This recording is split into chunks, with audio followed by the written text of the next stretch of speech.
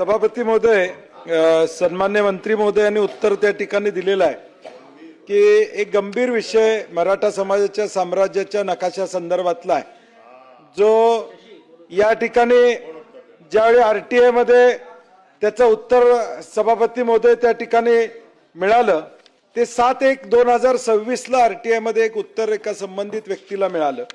परंतु इथं आपण या ठिकाणी सांगताय की 30 जानेवारी 2026 ला केंद्रीय शिक्षण मंत्री यांना उद्देशून लिहिलेल्या पत्रान्वये छत्रपती शिवाजी महाराज यांच्या इतिहासाचा व्यापक स्वरूपात अभ्यासक्रमात समावेश करण्याविषयी सीबीएसईला विनंती केली.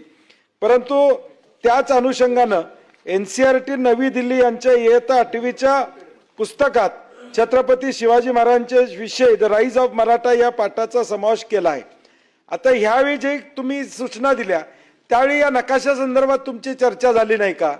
ज्यावेळी या सगळ्या गोष्टीची तुम्ही पाठ थोपटून घेतली, आम्ही अभिनंदन केलं की सरकारनं या ठिकाणी जवळजवळ 2200 ते 2500 शब्दात माहिती आज आली, त्याबद्दल आम्ही कौतुक केलं की याचा पाठपुरावा झाला, त्याबद्दल अभिनंदनच आहे. परंतु ज्यावेळी ही सगळं करत असताना त्यावेळी सरकारच्या लक्षात आलं नाही का या नकाशाच्या संदर्भात? अगदी आरटीआय मध्ये माणूस त्या ठिकाणी माहिती काढतो आणि मग सरकार जागं होतं. त्यात देखील शेवटचं वाक्य आपल्या उत्तरातलं आपण बघितलं तर इयत्ता 8वीच्या सामाजिक शास्त्र विषयाच्या हिंदी व उर्दू माध्यमाच्या पुस्तकातून तो वगळला आल्याचं दिसून येतं. या संदर्भात आवश्यक सुधारणा करण्याची विनंती केंद्र शासनाला करणार.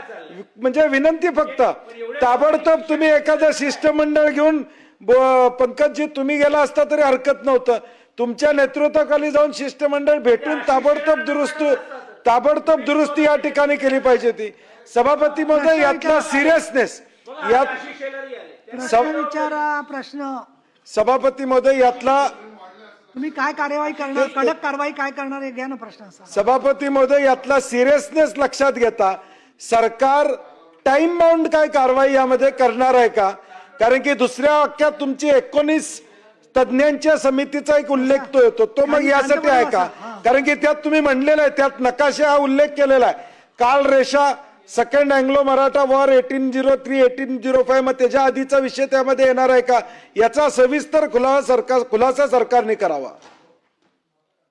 पूर्वी ब्लड प्रेशर, मधुमेह, बायपास झालेले अथवा सांगितलेले, तसेच दम लागणे, छातीत दुखणे, पायावर सूज अशी लक्षणे असणाऱ्या रुग्णांवर खात्रीशीर उपचार करणारे, सोबतच मेडिकल इन्शुरन्सचा लाभ देणारे NABH नामांकन प्राप्त कोल्हापुरातील पहिले आयुर्वेदिक हॉस्पिटल डॉक्टर विजय बांगर यांचे माधवबाग, ताराबाई पार्क, कोल्हापूर. संपर्क 80 55 84 67 77.